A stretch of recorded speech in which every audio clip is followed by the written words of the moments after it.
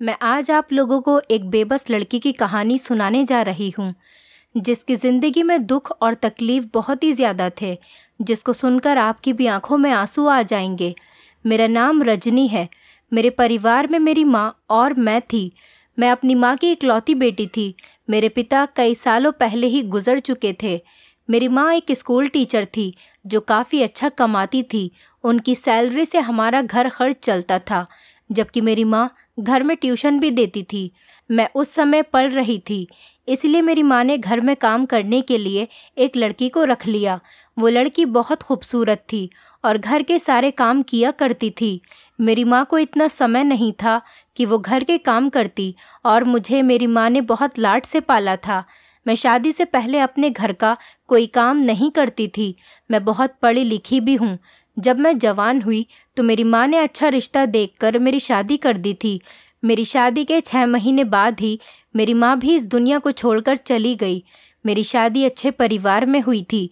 मेरे पति की अच्छी जॉब थी, लेकिन कुछ समय बाद घर में परेशानियाँ आती चली गईं और मेरे घर के हालात बिगड़ते चले गए। हमारे घर के हालात बहुत बुरे थे। हम लोग एक छोटे से घर में रहते थे। आज मेरे पति काम से वापस आए तो वो मुझसे कहने लगे कि तुम्हें वो लड़की याद है जो तुम्हारी शादी में बहुत नाच रही थी और बहुत प्यारी सी खूबसूरत लड़की थी जो तुम्हारे घर में काम किया करती थी और उसके लंबे लंबे बाल थे। मैंने कहा, अच्छा आप निधि की बात कर रहे हो जो हमारे घर में काम किया करती थी? वो तो मेरी बहुत अच्छी दोस्त थी। मेरे पति ने कहा, हाँ वही। मैंने आज तुम्हारी दोस्त को बहुत बड़ी गाड़ी में बैठे हुए देखा है। ये सुनकर तो मैं हैरान रह गई थी, क्योंकि वो तो हमारे घर में भी नौकरानी का काम किया करती थी। मेरी मम्मी के घर के हालात तो मेरे अपने घर से भी ज़्यादा अच्छे थे। आखिर मेरी मम्मी जॉब किया करती थी और उनकी बहुत अच्छी सैलरी भी थी। वो वहाँ पर बर्तन धोने के लिए आती थी। निधि बहुत ज़्यादा खूबसूरत थी। मैंने अपने पति से कहा कि निधि का गाड़ी से क्या ताल्लुक़, वो हमारे घर में तो नौकरानी बनकर रहा करती थी। आजकल तो इतनी महंगाई है और आप कह रहे हैं कि वो बड़ी गाड़ी में बैठी हुई थी। मेरे पति ने कहा कि हाँ, मैं सच कह रहा हूँ। मैंने तो उसे बड़ी गाड़ी में बैठे हुए देखा है, इसलिए तो मैं तुम्हें बता रहा हूँ। मैं अपने पति की बात सुनकर हैरान हो गई। मेरे पति ने बताया कि शायद वो इसी मोहल्ले में रहती है। मैंने सोचा कि उसने अपना घर बदल लिया होगा। वो शादी से पहले मेरी बहुत अच्छी सहेली हुआ करती थी, क्योंकि वो बचपन से ही हमारे घर में साफ सफाई करने आई थी। धीरे धीरे जैसे वो बड़ी होती चली गई, उससे घर के सारे कामकाज अच्छे से करने आ गए और मैं उसके साथ बहुत खेलती थी। मुझे पता था कि वो हमारे घर में नौकरानी का काम करती है, इसीलिए कभी कभी मैं उसे अपनी पुरानी चीज़ें भी दे दिया करती थी और कभी कभी मुझे अपने ऊपर बहुत घमंड आता था। मैं उसको कभी कभी अपने घमंड में आकर ये भी कह दिया करती थी कि मैंने तुम्हें ये चीज़ दी है, वो चीज़ दी है। अपनी दी हुई चीज़ों को कभी भी मुंह पर नहीं लाना चाहिए। शायद इसी बात की मुझे सज़ा मिल रही थी, लेकिन मैंने सोचा कि ज़रा उससे बात करके तो देखूं और पूछती हूँ कि उसके हालात इतने कैसे बदल गए। लेकिन जब मैं उसके मोहल्ले में गई और मैंने पूछा कि निधि का घर कौन सा है, तो उन्होंने मुझसे कहा कि वो निधि जो लोगों के घरों में काम किया करती थी। ये सुनकर तो मैं बहुत हैरान हो गई थी कि अगर वो बड़ी गाड़ी में फिरती है तो वो अभी भी लोगों के घरों में काम करने क्यों जाती है, या फिर शायद बहुत ज़्यादा अमीर लोगों के घरों में काम करती होगी। लेकिन जितने भी अमीर घरों में काम कर लो, आपको कोई इतने पैसे तो नहीं देता कि आप उससे अपनी बड़ी सी गाड़ी खरीद सको। मुझे इस बात पर बहुत हैरत हुई थी, ये जान करके कि लोगों के घरों में काम करने वाली लड़की के पास गाड़ी भी है, और मेरा पति जो कि सरकारी नौकरी करते हैं, उसके हिसाब से भी हमारे पास 2 वक्त की रोटी पूरी नहीं हो पाती। हमारे खर्चे तक पूरे नहीं हो पाए, क्योंकि मेरे 4 बच्चे थे और चारों बच्चों के बहुत खर्चे थे। मैं उससे मिलना चाहती थी, लेकिन वो अपने घर पर नहीं थी। पर मैंने उसका घर देख लिया था। जिस औरत से मैंने उसके बारे में पूछा था, उसने मुझे कहा कि वो तो बड़ी अजीब सी लड़की है। आपकी क्या लगती है, क्या आप उसकी कोई रिश्तेदार हो या उसकी कोई दोस्त हो? उसने मुझे जिस तरह से देखा था, अगर मैं उससे कहती कि हाँ मैं उसके रिश्तेदार हूँ, तो वो कहती कि फिर तो आप भी बड़ी अजीब हो। फिलहाल मैंने उससे कहा कि वो मेरी दोस्त है और बचपन से ही हमारे घर में काम किया करती थी, मैं उसको जानती हूँ। उसने कहा कि हाँ, वो काम तो करती है लोगों के घरों में, लेकिन उसकी हरकतें बहुत अजीब सी हैं। उसके पास बहुत पैसे आ गए हैं, न जाने वो कहाँ से इतने पैसे कमाती है।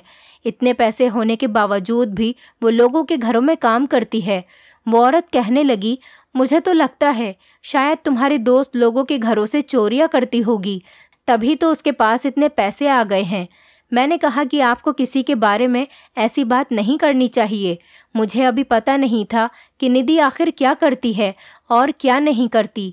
वो मेरी दोस्त थी, इसलिए मेरा इतना हक तो बनता था कि अगर कोई मेरी दोस्त की बुराई कर रहा है तो उसको मैं ये बता सकूं कि आप उसकी बुराई करके गलत कर रही हो। उसकी बुराई नहीं कर सकती, क्योंकि मुझे भी नहीं पता था कि वो क्या कर रही है। मैं 2 दिन के बाद फिर से उसके घर गई। इस बार तो वो मुझे मिल ही गई थी। वो मुझे देखकर बहुत खुश हुई और मुझसे कहने लगी कि मैं तुम्हें बहुत याद करती हूँ, लेकिन तुम्हें मेरी याद कैसे आ गई? मैंने कहा कि बस आ ही गई तुम्हारी याद, अब तुम ये बताओ कि तुम कैसी हो? वो मुझसे बहुत मुस्कुराकर कहने लगी। मैंने कहा, हाँ, मैं बिल्कुल ठीक हूँ। वो कहने लगी, मैंने तुम्हें 7 साल बाद देखा है। मैंने उससे कहा कि क्या बताऊँ यार, बस बच्चों में घिरकर रह गई हूँ। 4 बच्चे हैं मेरे पास, इसलिए हमेशा उनमें बिजी रहती हूँ।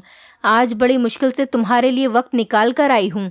आज मेरे पति की छुट्टी थी, इसीलिए बच्चों को उनके पास छोड़कर आई हूँ। कहीं लेकर जाती हूँ तो बहुत ज़्यादा तंग करते हैं, इसीलिए बच्चों को घर ही छोड़कर आई हूँ और सोचा कि तुम्हारे साथ थोड़ी गपशप भी हो जाएगी। उसने कहा कि अब अंदर आ जाओ। जैसे ही मैं घर के अंदर आई तो मैं हैरान रह गई कि उसके घर के हालात तो मेरे घर के हालात से भी बहुत अच्छे थे। उसके घर में एक बड़ी सी LED लगी हुई थी और एक AC भी लगा हुआ था। मैंने कहा कि ये सब कुछ क्या है? मैं तो तुम्हारा घर देखकर हैरान ही रह गई हूँ, और मैंने सुना है कि तुम अभी भी लोगों के घरों में काम करती हो।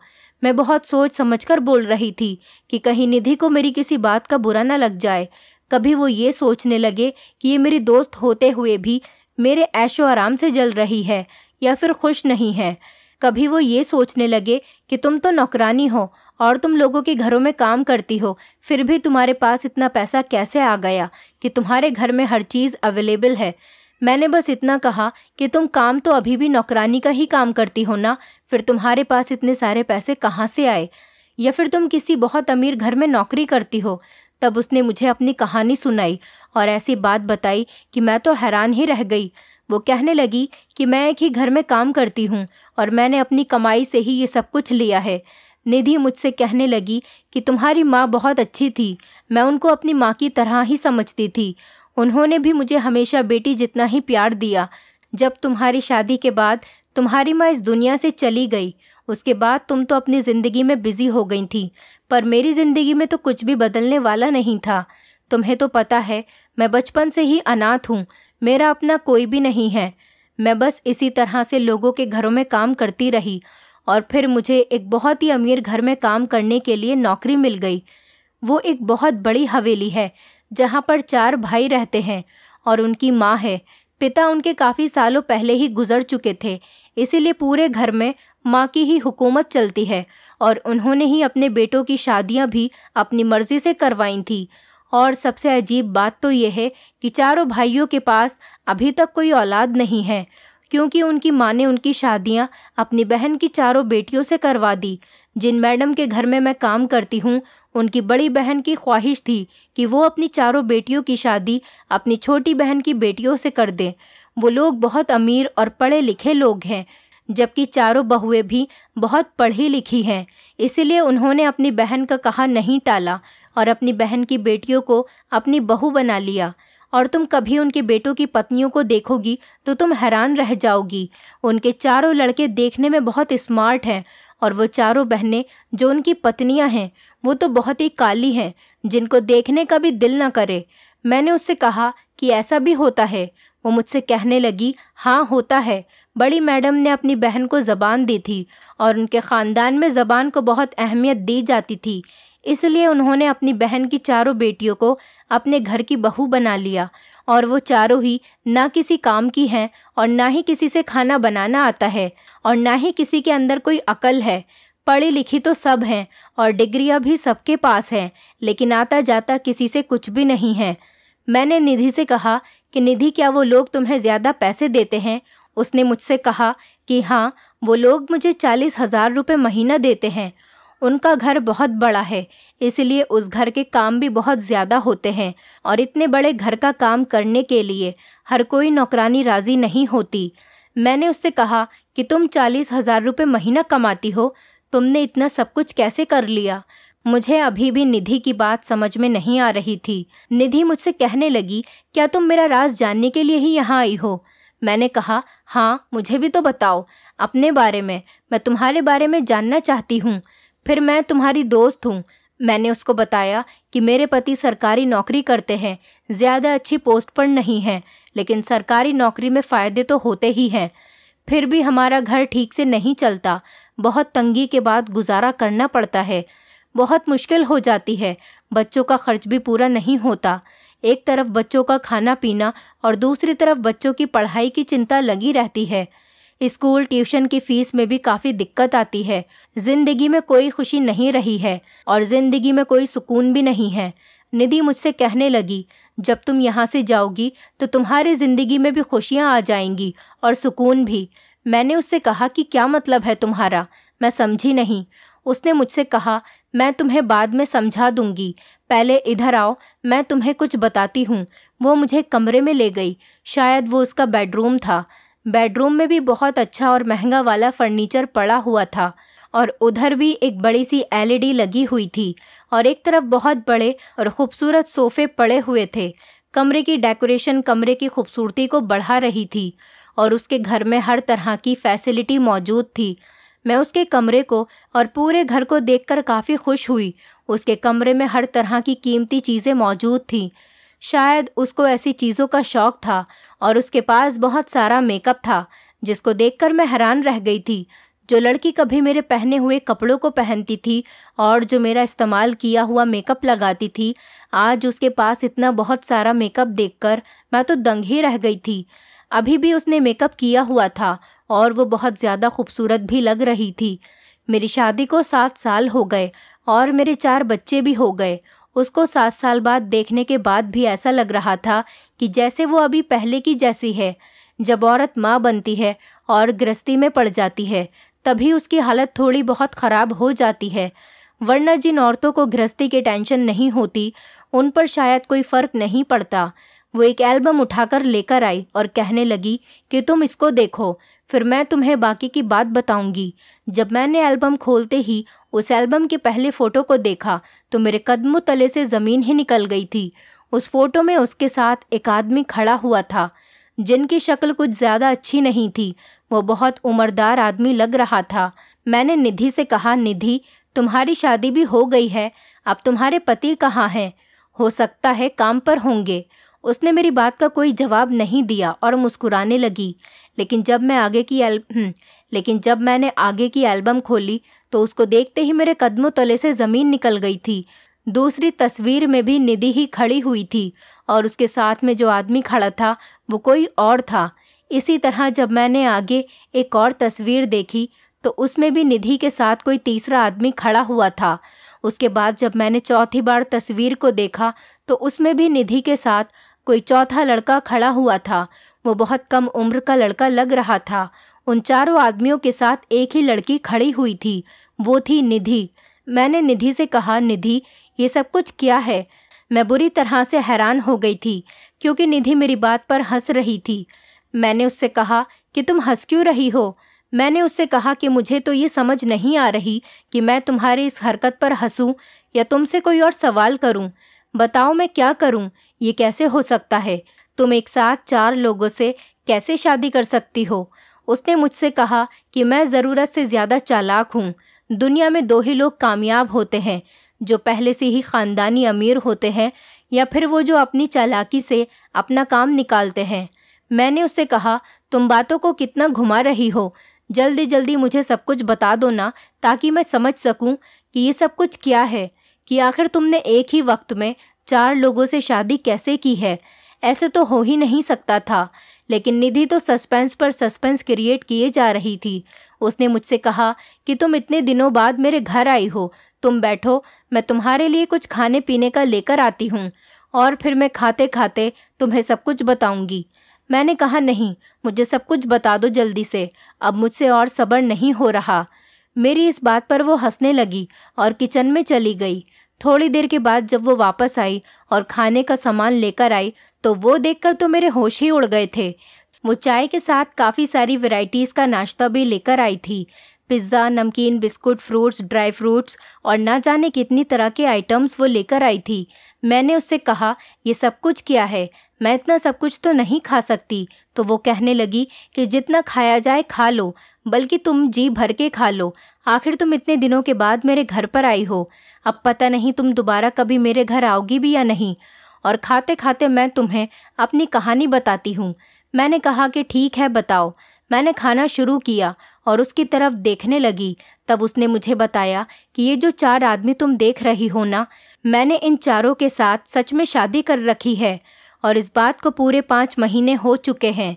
इनकी पत्नियों को इस बारे में बिल्कुल भी पता नहीं है और इनको आपस में भी इस बात का नहीं पता कि मैंने इन सब के साथ शादी की हुई है। ये सब समझते हैं कि मैं ही इनकी पत्नी हूँ। इनको इनकी पत्नी से बच्चे नहीं हो रहे और इन्होंने मेरे साथ शादी बच्चे पैदा करने के लिए की है। मैंने इन चारों को बड़ी मुश्किल से पटाया है। तुम्हें तो पता है मैं कितनी खूबसूरत हूँ, आसानी से ही मेरे ऊपर कोई भी फिदा हो जाता है। लेकिन ये लोग अपनी पत्नियों से बहुत ज़्यादा डरते हैं और मुझे इन सबको अपने जाल में फंसाने के लिए बहुत ज़्यादा मेहनत करनी पड़ी। इतनी मेहनत की है कि तुम तो सोच भी नहीं सकती हो। किसी को मेरी खूबसूरती पसंद थी तो उसे अपनी खूबसूरती के जाल में फंसा लिया, और किसी को बच्चों का शौक़ है तो उसको बच्चों का लालच देकर बड़ी मुश्किल से फंसाया और समझाया कि बच्चों से ही तो ज़िंदगी होती है, बच्चों के बगैर तो अपने ख़ानदान का नाम ही आगे नहीं बढ़ पाएगा।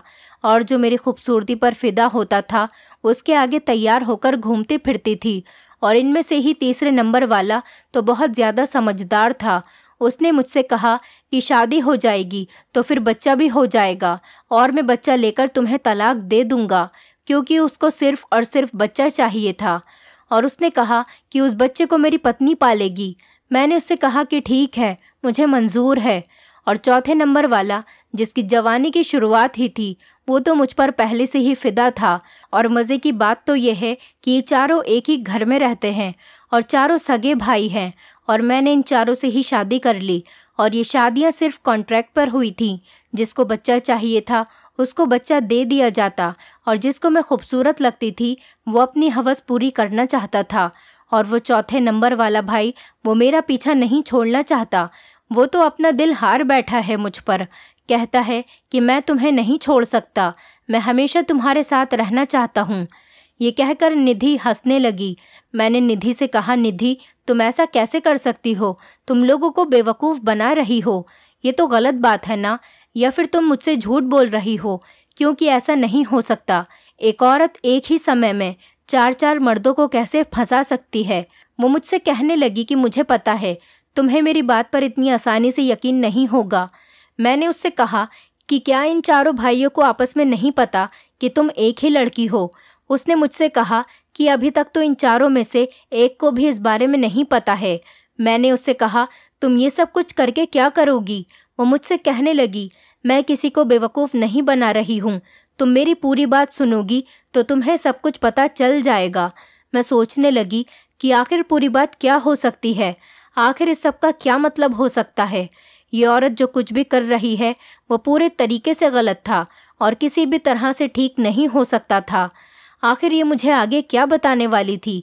इससे पहले कि वो मुझे पूरी बात बताती, उसको किसी की कॉल आ गई और वो उससे बातें करने में बिजी हो गई। उसको बातें करते हुए 1 घंटा हो गया था। मैं बोर बैठी हुई इधर उधर देख रही थी।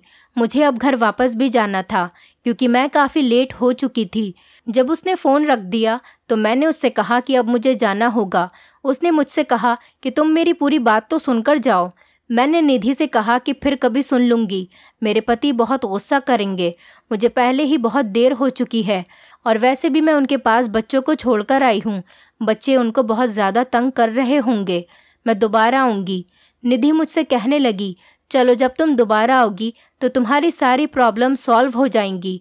मैंने उससे कहा, क्या मतलब है? अगर तुम मुझे दुआ दे रही हो तो सच्चे दिल से मुझे दुआ देना और मुझे माफ़ कर देना। मैंने तुम्हारे साथ बहुत बुरा किया था। निधि कहने लगी, नहीं, मुझे तुमसे कोई परेशानी नहीं है।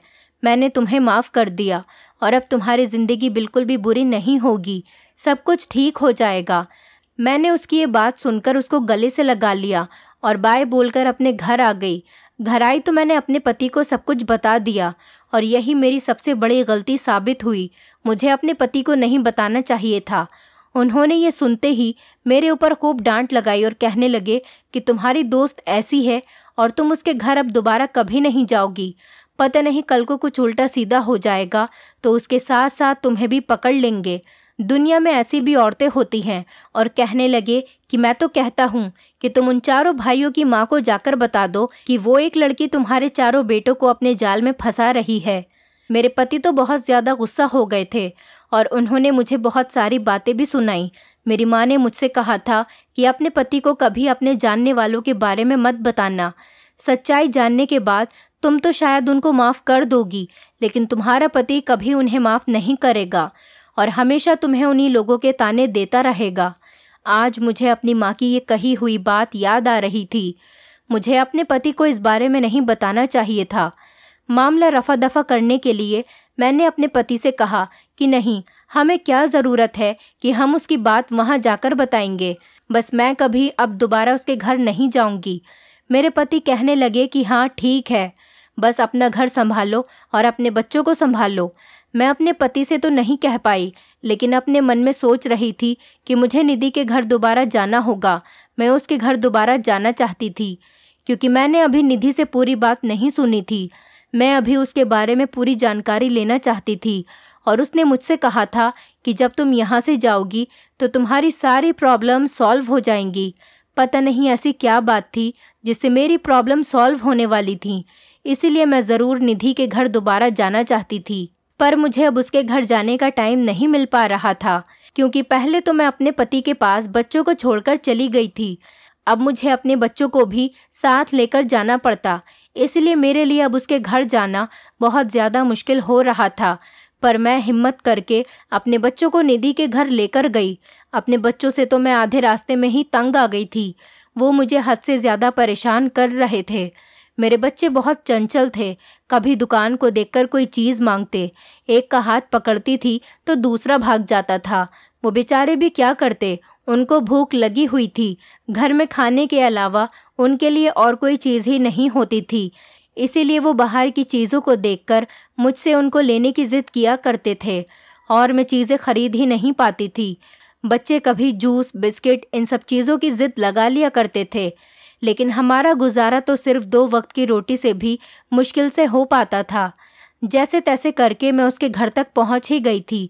जब मैं उसके दरवाजे पर पहुंची तो उसके पड़ोस में रहने वाली एक औरत मुझसे कहने लगी, निधि तो घर पर ही नहीं है, वो तो कहीं पर चली गई है और अपना थोड़ा बहुत सामान भी यहाँ से ले गई। मुझे उस औरत की बात सुनकर निधि पर बहुत गुस्सा आया था क्योंकि मैं बहुत मुश्किल से उसके घर तक पहुँची थी और वो मुझे यहाँ पर मिल भी नहीं पाई। मैं वहाँ से जाने ही लगी थी कि तभी उस औरत ने मुझे आवाज़ दी और कहने लगी कि आपका नाम रजनी है ना? मैंने कहा हाँ, मैं रजनी ही हूँ। वो औरत कहने लगी कि निधि आपके लिए एक लेटर देकर गई है और मुझसे कहकर गई थी कि एक रजनी नाम की लड़की मुझसे मिलने आएंगी तो उसे ये लेटर दे देना। मैंने उस औरत के हाथ से वो लेटर ले लिया। शायद उसमें कुछ लिखा हुआ था। मैं घर चली गई। जब मैंने वो लेटर खोलकर देखा तो उसमें उसका मोबाइल नंबर लिखा हुआ था और कोई भी बात नहीं लिखी हुई थी। फिर मैंने उस नंबर पर कॉल की। कॉल रिसीव होते ही उस पर निधि बोल रही थी। मैंने निधि से कहा, मैं रजनी बोल रही हूँ। वो कहने लगी, मैं तो तुम्हारी कॉल का 1 हफ्ते से इंतज़ार कर रही हूँ। ये लेटर मैं तुम्हारे लिए 1 हफ्ते पहले छोड़ कर गई थी क्योंकि मुझे पता था कि तुम मुझसे मिलने के लिए ज़रूर आओगी, लेकिन तुमने मुझे बहुत दिनों में कॉल की। मैंने कहा, यार मुझे आने का टाइम ही नहीं मिला। तुम्हें तो पता है ना मेरे बच्चे कितना परेशान करते हैं। और ये बताओ कि तुम कहाँ पर चली गई हो? निधि मुझसे कहने लगी कि मैं वहीं चली गई हूँ जहाँ पर मैं जाना चाहती थी। मैं अब कभी वहाँ पर वापस नहीं आऊँगी। उसने मुझसे कहा, लेकिन तुम मेरे घर जाओ और वहाँ पर मेन गेट पर ही एक छोटी सी विंडो है, उस विंडो को खोलना। उसमें मेरे घर की चाबी रखी हुई है। वो पूरा घर भी और उस घर पर रखी हुई हर चीज़, वो सब कुछ अब तुम्हारा हो गया है। मैं ये सुनकर हैरान रह गई थी। मैंने उससे कहा, तुम ये क्या कह रही हो? कैसी पागलपन की बातें कर रही हो? निधि मुझसे कहने लगी, तुम मेरी इकलौती दोस्त हो। तुम जानती हो, तुम्हारे अलावा मैंने कभी किसी से दोस्ती नहीं की, जबकि हम दोनों का बचपन भी साथ ही गुजरा है। हम दोनों साथ साथ ही जवान हुए। मेरा बचपन से ही कोई नहीं है। मैं तो सिर्फ तुम्हें अपनी बहन और तुम्हारी माँ को अपनी माँ मानती हूँ। तुम ही मेरा परिवार हो, इसीलिए मैं तुम्हारे लिए ये सब कुछ कर रही हूँ। अब मैं वहाँ पर नहीं रह सकती। मैंने उससे कहा कि तुम मुझसे मजाक क्यों कर रही हो? तो वो मुझसे कहने लगी, अब तुम अपनी ज़िंदगी में खुश रहो। ये कहकर उसने फ़ोन काट दिया। जब मेरे पति घर आए तो मैंने उनको ये सारी बात बताई। पहले तो उन्होंने मुझे खूब सारी डांट लगाई, क्योंकि मैं उनके मना करने के बावजूद भी उसके घर दोबारा से चली गई थी। और वो कहने लगे कि तुम्हारी दोस्त तुम्हें पागल बना रही है और तुम्हें फंसाना चाहती है ताकि तुम उसके घर में जाओ, और जिन लोगों को वो धोखा दे रही थी वो लोग तुम्हें पकड़ लें और तुम्हारे बच्चों को भी पकड़ लें और साथ ही मुझे भी जेल भिजवा दें। उसकी बकवास सुनने के लिए भी बिल्कुल तैयार मत होना। ऐसे लोगों पर भरोसा नहीं करना चाहिए। कोई किसी के लिए इतना नहीं करता कि अपना इतना बड़ा और आलीशान घर किसी के नाम कर दे, वो भी फ्री में। और अब तुम कान खोलकर सुन लो। अब तो तुम अपनी दोस्त के घर चली गई हो, लेकिन अब आइंदा भी अपने दोस्त के घर मत जाना। मैं तुम्हें अब उसके घर नहीं जाने दूंगा।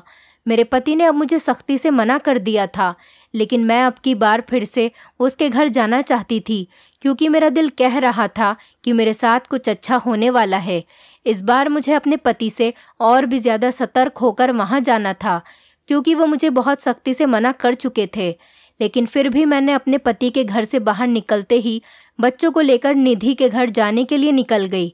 जब मैं उसके घर गई तो उसके गेट की विंडो खोली, जिसके बारे में उसने मुझे फ़ोन पर बताया था। वो खोलते ही उसमें तो सच में ही चाबी रखी हुई थी।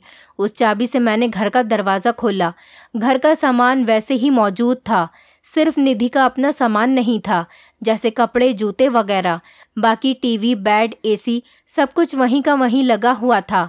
थोड़ी देर के बाद जब मैं बेडरूम में गई तो वहाँ भी सारा का सारा सामान मौजूद था।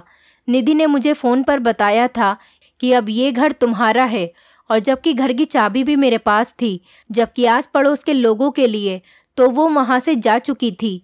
तभी मुझे आइडिया आया कि मुझे इस वक्त अपने पति को यहाँ पर बुला लेना चाहिए। मैंने अपने पति को फ़ोन करके बुला लिया और दोबारा से उसी नंबर पर निधि को फ़ोन मिलाया। अब मैंने निधि से कहा कि तुमने ये सब कुछ मेरे लिए क्यों किया है। जो बात उसने मुझे बताई तो उसको सुनकर तो मेरे होश ही उड़ गए थे। मैं हैरान रह गई थी। उसने मुझसे कहा कि ये घर अब तुम्हारा हो चुका है, और ये बात सच थी। मेरी आंखों में खुशी के आंसू आ गए थे। न जाने ये सब कुछ मेरे साथ कैसे हो गया था। मेरे पति ने पूछताछ की तो पता चला कि जो लोग यहाँ इस घर में रहते थे वो अपना मकान बेचकर यहाँ से चले गए, और ये घर भी उनका अपना ही था, और ये घर अब मेरा हो चुका था। जब मैं निधि के बेडरूम में दाखिल हुई थी तो मैंने देखा कि वहाँ पर सिर्फ सामान ही नहीं बल्कि बेड पर घर के कागजात भी रखे हुए थे, और ये घर मेरे नाम हो चुका था। मेरे पति इस कदर हैरान रह गए थे कि उनकी तो ज़ुबान ही बंद हो गई थी। उन्होंने निधि को बहुत बुरा भला कहा था और उसके खिलाफ बहुत बातें भी की थी। उन्होंने कहा था कि ये तुम्हारी दोस्त किसी दिन तुम्हें फंसवा देगी, वो बहुत बदकिरदार लड़की है। लेकिन अब मेरे पति का सर शर्मिंदगी से झुका हुआ था और मेरी आंखों में खुशियों के आंसू थे, जबकि मेरे अपने घर में तो सिवाय बेड के कुछ भी नहीं था। लेकिन यहाँ पर तो मुझे सब कुछ मिल गया था। निधि ने मुझे फ़ोन पर बताया कि मैं अब तुमसे दोबारा फ़ोन पर बात नहीं कर पाऊँगी, क्योंकि मैं अपना नंबर बंद करने वाली हूँ और आखिरी बार तुमसे फ़ोन पर बात कर रही हूँ। उसने अब मुझे सारी सच्चाई बताई शुरू से। वो कहने लगी कि मैंने उन चारों भाइयों से शादी नहीं की थी, बल्कि उन चारों को बेवकूफ़ बनाकर वो तस्वीर खिंचवाई गई थी। उसने बताया कि मैंने उन फ़ोटोज़ के लिए बहुत मेहनत की थी और वो सब कुछ झूठ था। तुम्हारी माँ के मरने के बाद मैं बहुत ज़्यादा अकेली हो गई थी। मैं अपनी ज़िंदगी कैसे गुजारती? अब मेरे पास कोई सहारा भी नहीं था। तुम भी अपने घर की हो चुकी थी। मैं कहीं नौकरी करने जाती थी तो लोग मुझे तरह तरह की नज़रों से देखा करते थे। तुम्हें तो पता है मैंने अपनी जवानी में कभी कोई गलत काम नहीं किया था। मुझे अपनी इज्जत बहुत प्यारी थी, लेकिन मैं जहाँ भी काम करने के लिए जाती थी वहाँ के मर्द मुझे दरिंदों की तरह घूरा करते थे, जिनसे मुझे बहुत डर लगता था। कोई मुझसे शादी करने के लिए भी तैयार नहीं था, क्योंकि मेरा अपना कोई वजूद नहीं था, मेरा अपना कोई सहारा भी नहीं था। भले से ही मैं बहुत खूबसूरत थी, लेकिन मैंने कभी अपनी खूबसूरती का गलत फ़ायदा नहीं उठाया था। मैं चाहती थी कि मैं भी इज्जत से पैसे कमा सकूं, लेकिन मुझ में कोई हुनर नहीं था। इसी वजह से मुझे कोई अच्छी नौकरी भी नहीं मिल सकती थी और ना ही मैं पढ़ी लिखी थी। मैं तो सिर्फ नौकरानी के ही काम के लायक थी। अब मैं अपनी तकदीर से बहुत परेशान हो गई थी।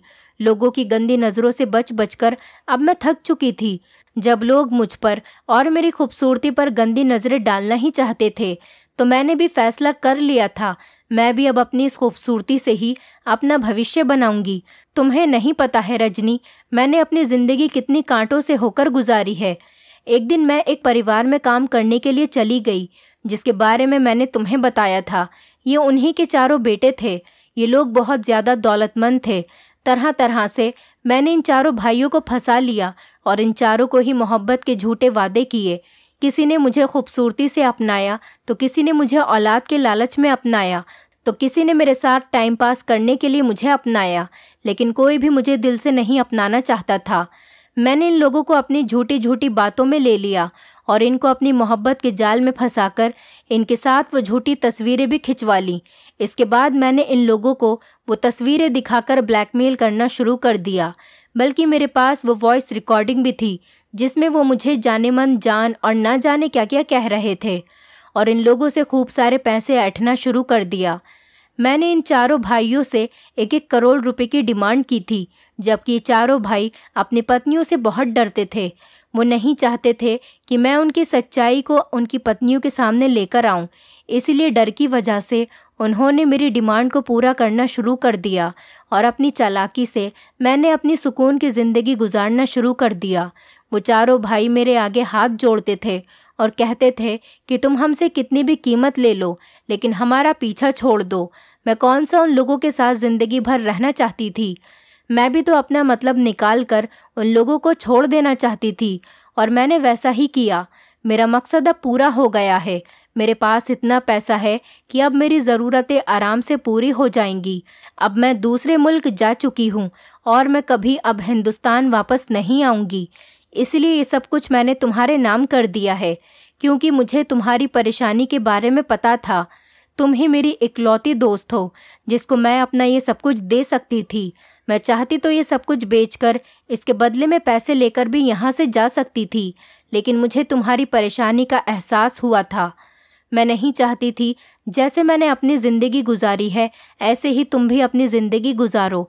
तुम्हारे पास जो तुम्हारे अपने बच्चे हैं और तुम्हारा पति भी है, जो कि तुम्हारा सहारा बन सकते हैं, लेकिन मेरे पास तो ऐसा कुछ भी नहीं था। इसलिए मैं तुम्हारे दुख को समझ सकती थी। अब ये सब कुछ तुम्हारा हो गया है। मैंने सोचा कि मैं यहाँ पर किसी शरीफ लड़के से शादी कर लूँगी और अपनी आने वाली ज़िंदगी को अंजाम दूँगी। मुझे माफ़ कर देना रजनी, अब मैं तुम्हें अपने बारे में नहीं बता सकती। मैं अपना गुजरा हुआ कल भूल जाना चाहती हूँ। अब मेरे पास इतना पैसा है कि अच्छे रिश्ते खुद चलकर मेरे पास आएंगे, और शायद इसी पैसे की वजह से मेरी ज़िंदगी भी आसान हो जाएगी। और अब तुम अपनी ज़िंदगी में खुश रहो। वो सब कुछ तुम्हारा है और तुम्हारे बच्चों का। मैं निधि की ये पूरी कहानी सुनकर हैरान रह गई थी। मैंने इसकी अकल की दाद दी। वैसे तो जो भी उसने किया था वो गलत था, लेकिन मुझे लगता है कि उसने बिल्कुल ठीक किया था, क्योंकि आजकल की दुनिया में ज़िंदा रहने के लिए आपको सिर्फ पैसों की ज़रूरत है। जबकि निधि तो अकेली जवान लड़की थी, वो अपनी ज़िंदगी किसके सहारे गुजारती? अगर वो ये सब कुछ ना भी करती तो फिर क्या करती? या फिर वो कोई और गलत काम करती, या फिर वो अपने जिस्म को बेचती। लेकिन इस तरह से भी वो पैसे कमा सकती थी। लेकिन उसने अपनी अकल का इस्तेमाल किया, और जिन मर्दों के साथ ये हुआ उनके साथ ये होना ही चाहिए था। वो भी तो उसकी खूबसूरती में पागल हो गए थे, क्योंकि वो अपनी पत्नियों को धोखा दे रहे थे और अपनी पत्नियों की पीठ पीछे चक्कर चला रहे थे। मैं तो वैसे भी ऐसे मर्दों के खिलाफ हूँ जो अपनी पत्नी होते हुए भी दूसरी लड़कियों पर नज़र रखते हैं। इसीलिए निधि ने उनके साथ जो भी किया बिल्कुल ठीक किया था और अपनी ज़िंदगी संवार ली थी। अब वो बहुत दूर चली गई है। उसने मुझसे कहा कि अब वो कभी मुझसे बात नहीं करेगी। मुझे डर है कहीं किसी को निधि के बारे में पता चल गया तो वो लोग तो ऐसा नहीं करेंगे, क्योंकि वो भी निधि से जान छुड़ाना चाहते थे। और वैसे भी वो लोग अगर निधि के बारे में बताएंगे तो उनकी ही बदनामी होगी, इसलिए वो लोग होशियारी से काम लेंगे। मैं हमेशा ही निधि की अच्छी ज़िंदगी के लिए विनती करती हूँ। आखिरकार वो बहुत अच्छी दोस्त साबित हुई और उसने अपनी खुशियाँ मेरी झोली में डाल दी। एक पल में ही मेरी ज़िंदगी पलट गई। मैं सोच भी नहीं सकती थी कि मेरी ज़िंदगी ऐसे पलटेगी। एक ऐसी इंसान मेरी मदद करेगी, इसके बारे में मैंने कभी सोचा भी नहीं था कि आखिर वो भी किसी की मदद कर सकती है। मैंने उसके साथ बचपन में अच्छा नहीं किया था, ये सोचकर मैं बहुत शर्मिंदा थी। मुझे उससे माफ़ी भी मांगनी थी, क्योंकि अब वो अपनी ज़िंदगी को अच्छे से जी रही होगी। अब मेरी ज़िंदगी में सब कुछ ठीक हो गया और मैं बिल्कुल ठीक हूँ। हमारे पास अपना घर है, घर का सामान है, मेरे पति की सैलरी में घर का खर्च अच्छे से चल जाता है और मेरी ज़िंदगी में अब सब कुछ बिल्कुल ठीक हो चुका है। दोस्तों, उम्मीद करती हूँ आपको हमारी कहानी पसंद आई होगी। कहानी पसंद आई है तो वीडियो को लाइक करें, चैनल पर नए हैं तो चैनल को सब्सक्राइब करें और हाँ, नोटिफिकेशन बेल को ज़रूर दबाएं ताकि अगली अपडेट सबसे पहले आपको मिले।